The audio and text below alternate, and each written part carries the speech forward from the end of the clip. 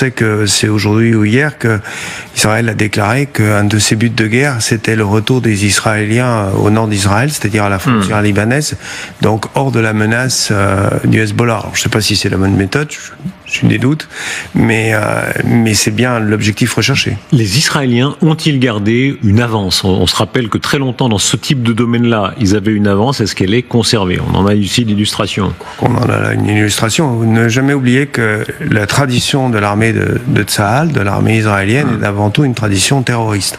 Sa tradition, c'est la base de son fondement.